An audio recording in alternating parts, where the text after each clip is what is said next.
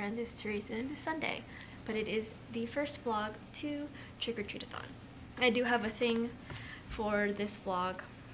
Since it is also Filipino American Month, I thought I would share some folklore and history within the vlogs about the Philippines and history of Filipino Americans in the Philippines, because important to me.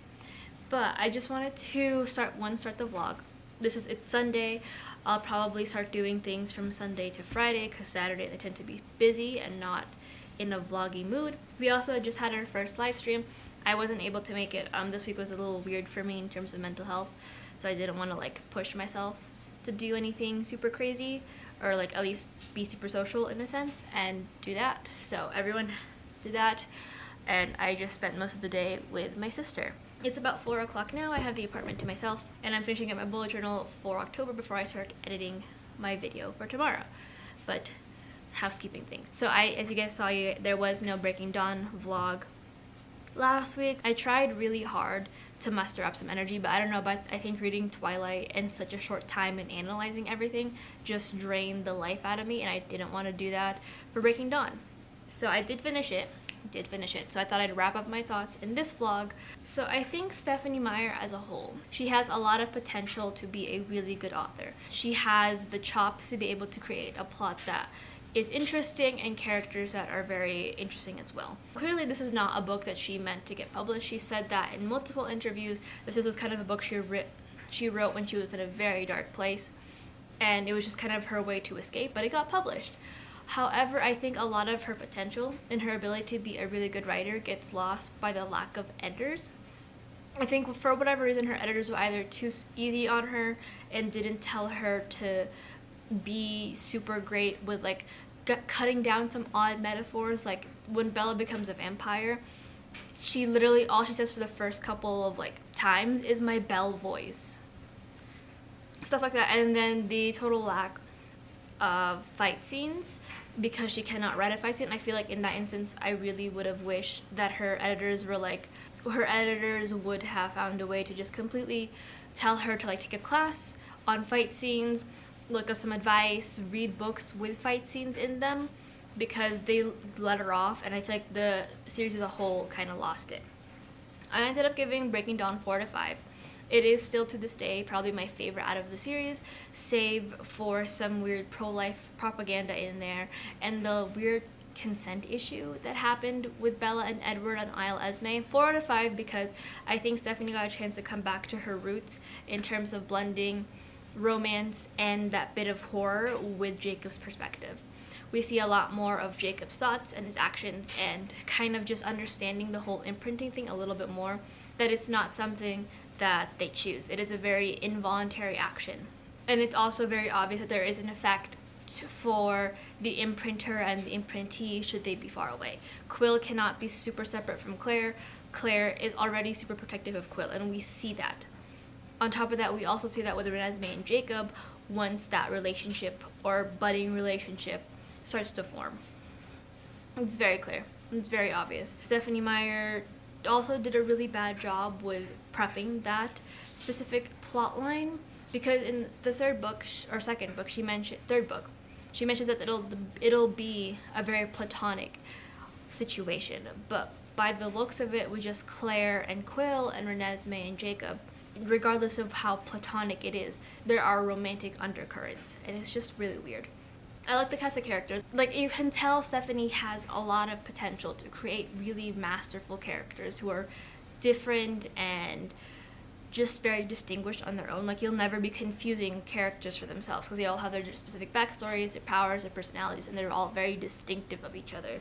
The only difference is that she gives a lot of life to her whiter characters versus her POC. The two Brazilian vampires that we get, Safrina and someone else, I'm so sorry, I'm forgetting their name. They are very similar and they get very lost in the mix. Same thing when we meet Hulin and Nahul. They're very separate from one another, but then you get to meet things like Garrett and Alistair, and then Siobhan and the Irish coven. They're very different from one another. The only instance I guess that we see a more blended and fleshed out is with the Egyptians. However, even then, Bella makes a comment that's like, they all look like they could relate it because they all look super similar, which I'm like, if y'all look at Egyptians, what? Some of the things that I found really interesting, not interesting, but just kind of upsetting, that I didn't notice when I was younger, was a very obvious pro-life message. It's not so much like super up there, but Bella is a martyr in and of herself, so it makes sense that she would sacrifice her life for a child that she has never met. She tries to sacrifice her life for the Cullens, whom she barely meets and gets to know in the first book.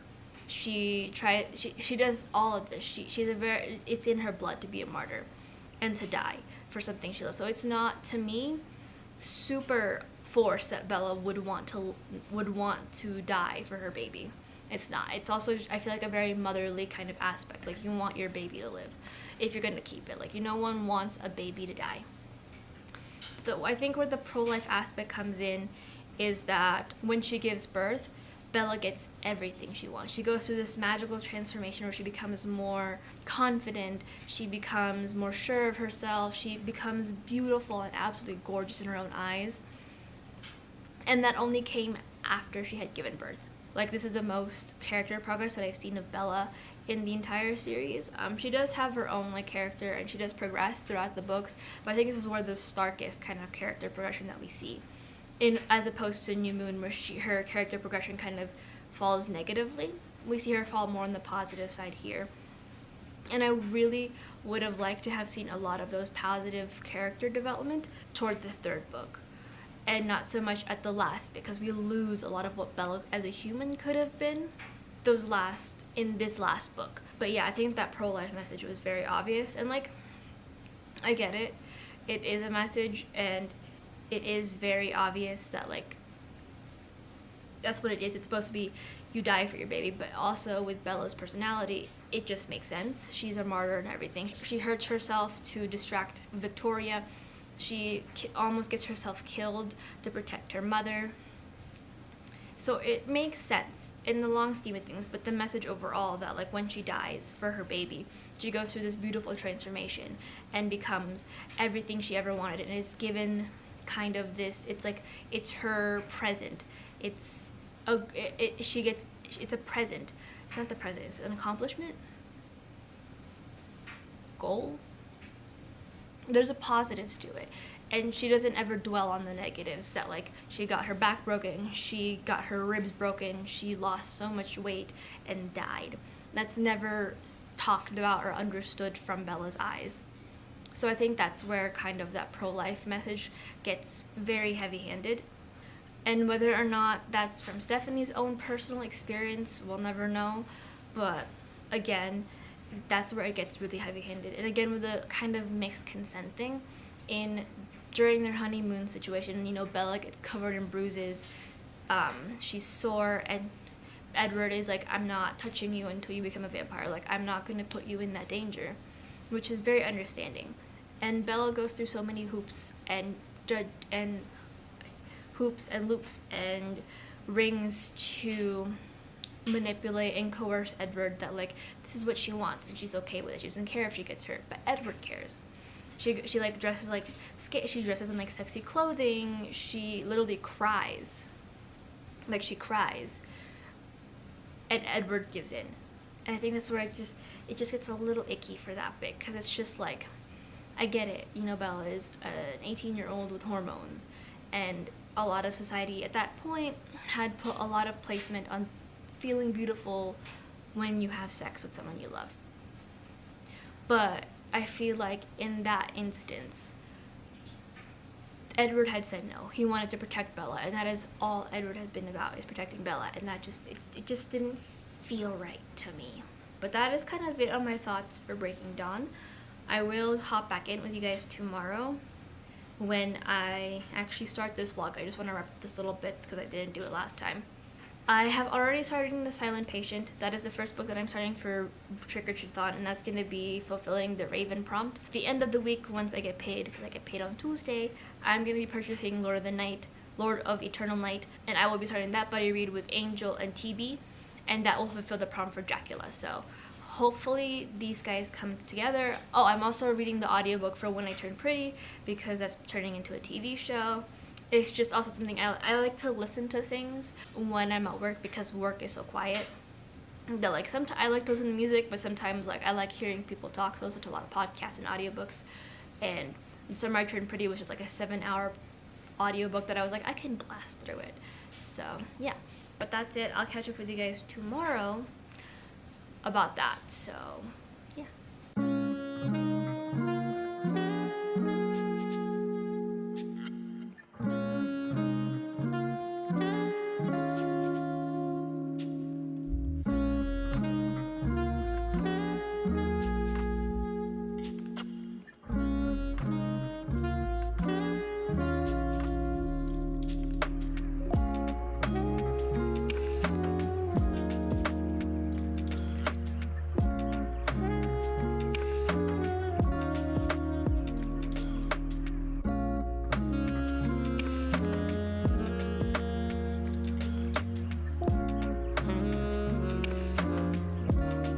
Alrighty, so it is now Monday. I have gotten a chance to read through a good chunk of the book. It reads surprisingly quickly. I do have thoughts, but I just face the light so I'm not oddly shadowed. I do have thoughts, but I need to do laundry first. And I also need to tell you this week's story about some Filipino ghost legends, which what is one that this one is actually something I'm actually fairly terrified of because it's not just to the Philippines, like this phenomenon.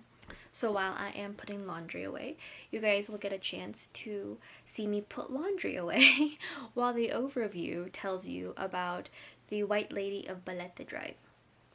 And no, I don't mean a Karen. I just mean a woman dressed in white. I had a plan to make this like super, like lots of B-roll and like cuts and like on the in the outdoors of like me reading. And then it got smoky. Kind of hard to do things when you're inhaling things that can damage your lungs. So for this week, we will be doing B-roll of me putting laundry away. So let's just cut and we'll have the overview, the over voice.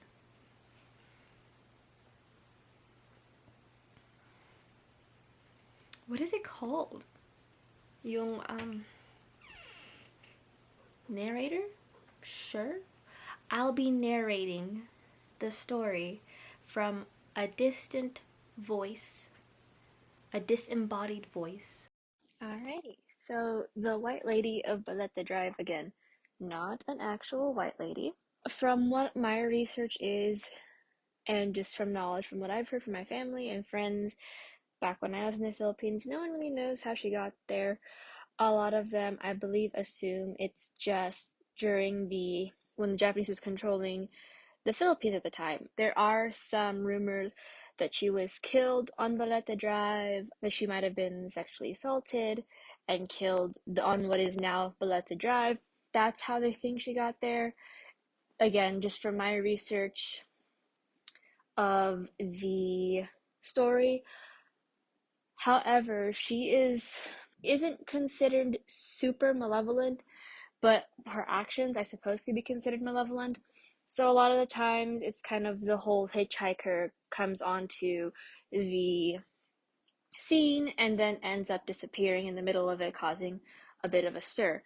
A lot of taxi drivers or drivers in general driving down that path will sometimes see her appear in the middle of the street, or sometimes will appear in the back seat when there was no one there before.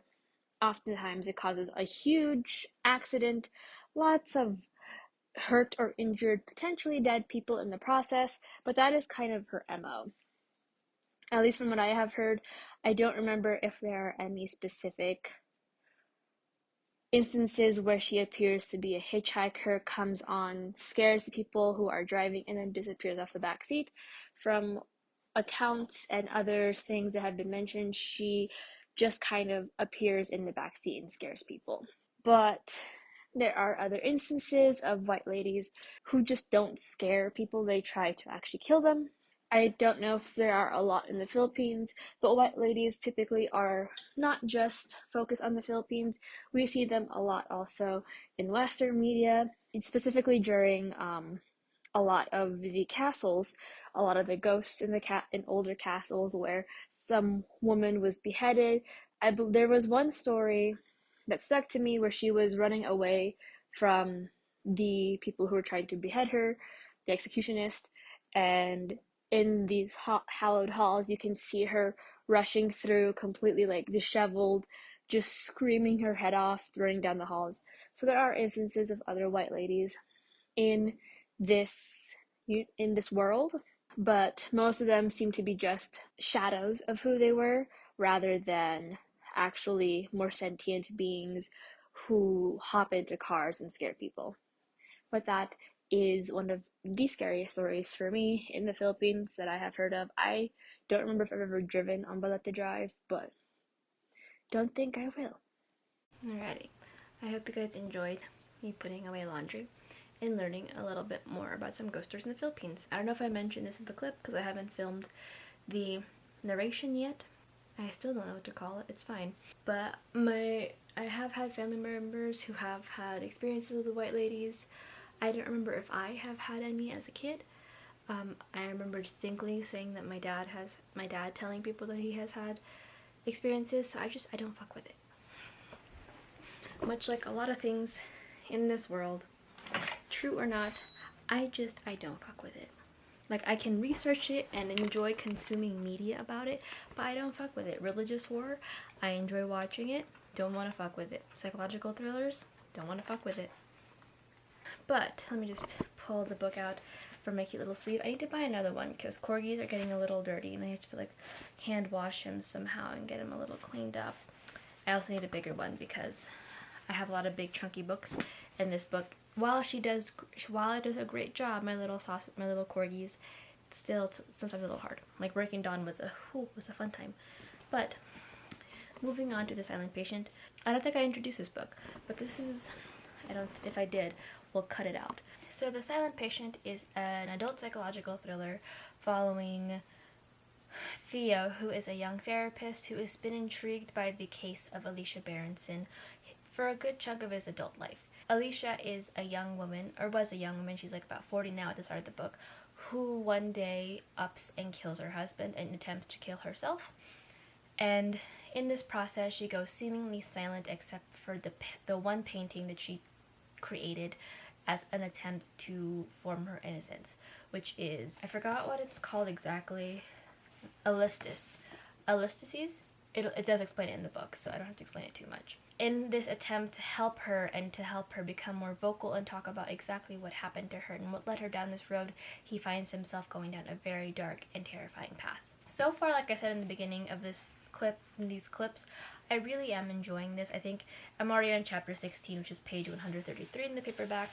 I think in terms of framing, it's done really well. We get to see some interludes of Alicia as she's in her marriage with her husband, seemingly all happy, but underneath she does have an undercurrent of her mental illness showing and her potential instability. We also get an interesting parallel of Theo and his wife Kathy's relationship in relation to Gabriel and Alicia's relationship. I also enjoy Theo's way of thinking about it and how he is super intrigued by this, but he still wants to help her. My biggest issue in terms of this so far is that it comes off as very white savior, or more so, I guess, male savior. How Theo frames a lot of his thinking is that he's gonna fix her, that his therapy will fix her, which I don't know exactly if Alex Michaelides studied a lot of therapy or psychology when he read this book, or how much he has, but the one thing I learned in therapy, or at least studying it, and just from other observations for people who have been taking therapy longer than I have, is that you cannot approach therapy with the concept of fixing yourself or fixing people. It's one of the surefire ways that it will not work for you. I can get on tangent for a while, but I feel like that specific idea that he's gonna fix her, specifically again with like the broken person trope too, is a little iffy for me. It's the one thing that kind of has me a little not being able to fully immerse myself in this idea, because Theo does have the undercurrent of trying to fix Alicia, and as well as his own unhealthy fixation with this story. It's the one, like, it's the one thing that is really keeping me from really like diving into it and getting super enveloped. I am finding myself to be super interested in the book though and wanting to keep reading, so I'm gonna read a little bit more tonight. Hopefully I don't finish this soon, but it looks like I probably will, because I'm buying a new drawing tablet. I got $100 from a gig that I was playing at for a wedding, and the tablet that I'm looking for is like $30-40, so the rest of the money went to savings, don't worry. And then I'm also buying Lord of the Eternal Night and a couple other books, I think. But I will let you guys know about any other updates that I have. I really am enjoying it. I just don't like the weird, like, odd savior complex that he has. With Alicia specifically, it rubs me the wrong way. As of right now, unless more things happen and he kind of relieves himself of that idea, the book's probably sitting at a 4/4.5. But yeah, I'll update you guys more in a little bit. Probably tomorrow.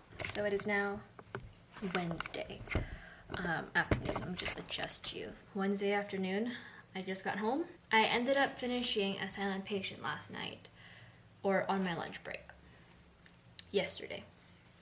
So now I am starting to read To Kill a Kingdom and then Lord of the Eternal Night tomorrow. Well, I'm reading To Kill a Kingdom today, starting to, and then Eternal Night tomorrow because it's a buddy read. But I finished it and I'm really torn on what to give it. I feel like the writing was done really well. The characters were also done super, super well. I really enjoyed how everyone was characterized and kind of like the modes that they went through and the thinking, the process that it went to get to where it got to. That makes no sense. Kind of their values, again, not so much their values, but like how their thought processes because of how the mystery is set up. The big twist had me for a loop. Like, I thought I had skipped a page or something and we switched POVs, but we did not. And I was very, very shooketh. I am still processing. However, I feel like the plot isn't super well developed. Sorry, I'm also trying to fix my printer issue because I would like to do a journal with me next week, but it's not printing in color. So we're at a bit of a standstill.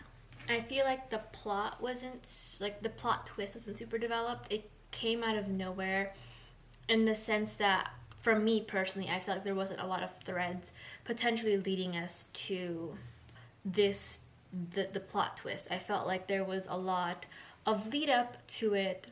Not lead up. There wasn't enough hints or foreshadowing that would have explained this specific plot twist. I wasn't the biggest fan of it, to be, like, honestly, like the lead up to the plot twist. But I really did still enjoy it. I felt like it kept me at the edge of my seat. I felt like I wanted to read more and more and more. There wasn't a single time where I was bored or felt like I could skim this thing. And it's a super, super quick read. Like, I read it in 5 days, which is actually pretty normal for me. Maybe less than 5 days? Probably like closer to 4 days, I want to say 3 or 4. So it is a super quick read. It's not very hard to get into. It doesn't talk about a lot of technical stuff. But yeah, that plot, the lead up to the plot twist was a little like, I don't exactly know where this is coming from. I felt like there wasn't a lot of lead up to said plot twist, at least from my perspective. So I think I'm probably gonna end up giving it a 4.5 out of 5 stars, just because like I really did still enjoy the book. It's just that weird little twist that I feel like wasn't led up to, but it was still really enjoyable and I think done really well. I am also now very hesitant to pick up any of his future works because I have heard so many mixed things about The Maidens, which is really unfortunate because I feel like with such a banger of a first, like a debut novel, his sophomore novel should have been a little better. I'm gonna go try to figure out this printer issue before I take a shower. But yeah, I'm gonna catch up with you guys later, probably when I'm reading / finishing my bullet journal. It's Wednesday, I need to finish it now. And I am almost done. I have to finish out a couple more outlines and then color everything in. But I'm gonna figure out this camera thing and I'll update you guys with some B-roll or when I start reading To Kill a Kingdom. So it's now Thursday morning. Thursday. I got nothing that I wanted to do done. I was supposed to work on a thumbnail for tomorrow's video, so that way I didn't have to worry about it today. Didn't happen. So I did fix my printer issue. Just wanted to update y'all on that. But I spent so long doing it and staring at a screen for so long that I didn't want to stare at a screen anymore to set up my tablet or even work on any thumbnails. I was just like, I'm done. I'm taking a break. I'll see how I feel after dinner. So I worked on my bullet journal for most of it because I was watching a movie. There's Someone in Your House. It was a very interesting movie. I recommend. The soundtrack is a little iffy. Like, whoever did the soundtrack was like, I'm gonna make this sound as indie and hipster as possible, and it was shit. I am going to work in a couple minutes right now, actually. Just wanted to update you guys on that. So, but yeah. So tonight will be a little busier. I need to, well, start To Kill a Kingdom. I'm gonna start that at lunch. I think I should be able to blast through it in a couple days because I'm not going to my boyfriend's tomorrow night. He is going to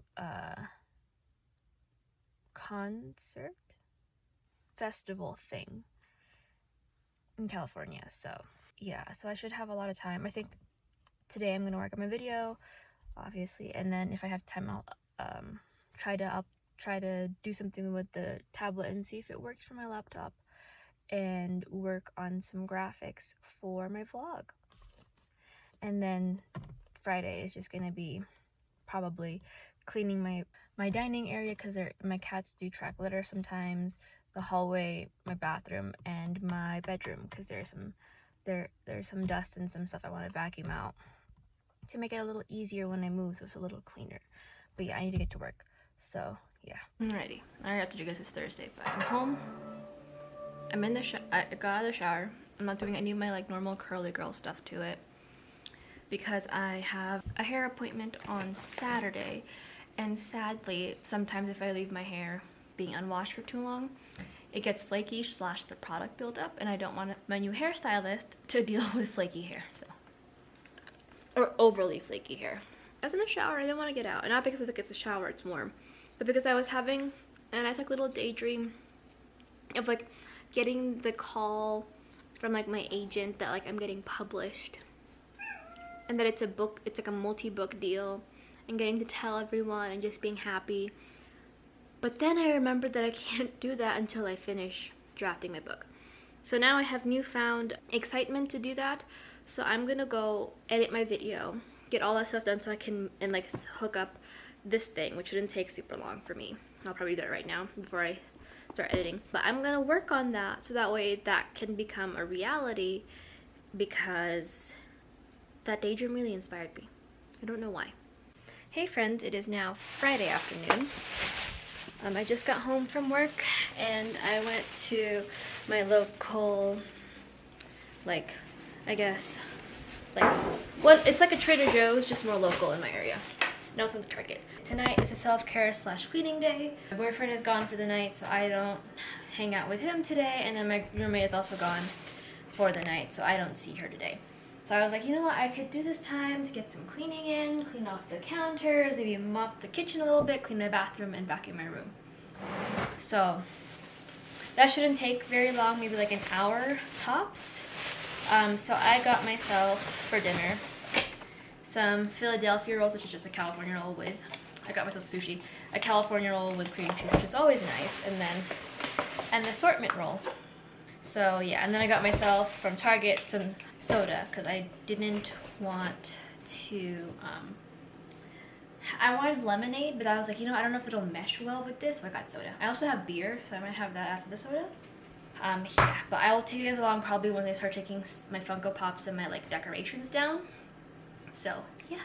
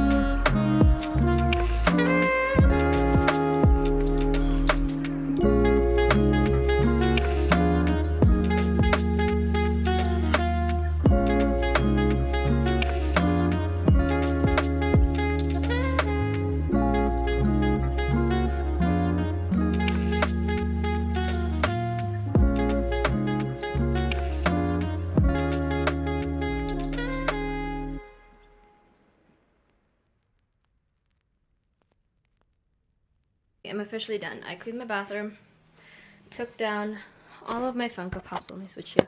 Took down all my Funko Pops and dolls and lights and all that stuff, and then took down all the pictures, some of this decoration. I wanted to keep something up. Keeping the lights up in case the lights go out, and then, yeah. But my walls are fairly bare. I even put away the PlayStation 4, so, yeah, this will, as, like, I get more boxes and everything, all this stuff will start going away too, but good start, I think. Good start, I think. Clothes are kind of a little easier to put away because I have some suitcases and plastic bags. I just kind of shove them in there. Shoes are fine. Again, shove them in a big plastic bag. Not super worried, but still kind of worried because I don't know how this is gonna go. Because like when I first moved, I literally had everything in my room and then everything in my bathroom. Bathroom is also clean. That is all clean. But now I have everything in my room, my bathroom, my roommate stuff, and then all of our joint stuff that gets to move with us. Again, not super worried, but I have a trip coming up early November, like the week that I'm supposed to move out of this apartment fully. So I won't be able to really pack stuff up and clean because I think I want to spend those last couple days before the actual move out day like cleaning and like vacuuming and everything. Just to make sure everything is nice and clean for when the inspection is. And I would like to be moved in before I go to Harry Styles so I can have access to my full wardrobe. But yeah, I can sense the cats are getting a little distressed because things are moving again, things are changing. Thank goodness for pheromone spray. But I'm gonna go take a hot shower now. I stupidly decided to clean the bathroom, my room, and then remove things from my dusty shelves with my contacts and my makeup on. So my face is not very happy, so it's also face mask time. So I'll catch up with you guys when I am doing something, I don't know. It is now Saturday. As y'all can tell, hair is not changed. It was kind of a weird situation that happened.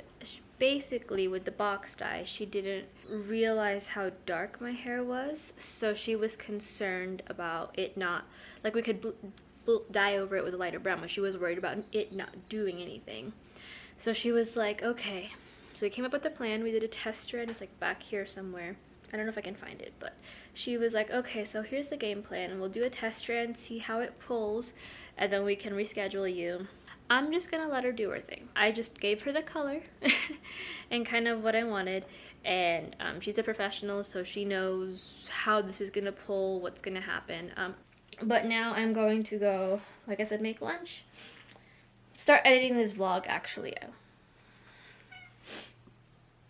and mess around with my tablet a little bit. I want to create like some cool little graphics or something. I don't know. We'll see how it goes, but yeah. Alrighty, it is now Sunday morning. I don't know if I told you this in my last clip, but my boyfriend and I went to emo night, and that was a lot of fun. So I'll throw up a couple of clips of me screaming to that. We didn't know, we thought it was just gonna be a DJ, because whenever I see like people on emo night like pop up on TikTok, they always talk about wanting to DJ, but it's a DJ and a live band. So that was fun. I also ran into a coworker of mine. So my boyfriend finally got to meet one of my coworkers, and we got to enjoy a party with them. Also, I did not expect to be as drunk as I was last night, so I feel fine, thankfully. After the event, my boyfriend drove us to, like, he's such a sweetheart. I wanted In-N-Out fries, so he was like, okay, so you're definitely a little, like, borderline from tipsy to drunk because you're asking for carbs. In-N-Out's line was too long, so we went to McDonald's, and McDonald's had closed, and I was like, babe, it's okay, we don't have to wait in line. And then he was like, no, I'm gonna take you to Wendy's, we're gonna get french fries. And the line for Wendy's was kind of long because I think there's like only a couple people working. So I was like, we don't have to stay in line. He's like, babe, we're in line, I'm gonna get you some fries. So the fries helped. And then this morning, he made me breakfast in bed, which was eggs, bacon, and toast. I had to leave because I had to get ready for the stream that's gonna be happening in a couple minutes, but I took some leftovers, so I'm gonna be eating that while I'm on the stream, which is, I feel, kind of apropos for who I am as a person. I also finally got Lord of Eternal Night, so I'll be starting this probably on Monday night. Shouldn't be too hard to get through. I'm currently doing laundry before the stream and setting up the video that's gonna be going up on Monday. I have to do I'll probably try to do the thumbnail, but I need to do my description and everything, so I just thought I'd wrap it up here. I'll throw in a couple clips, like I said, of the emo night that I went to, and then the stream, because I'm streaming and doing a couple reading sprints with the gang today. So, but yeah, thanks all for watching, and I'll see you guys in my next video, which I don't know what that is because I'm very tired. Bye!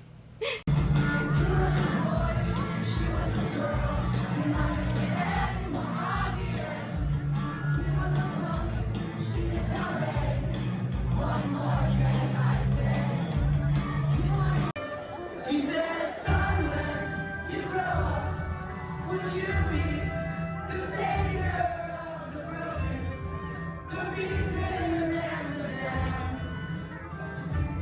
He said,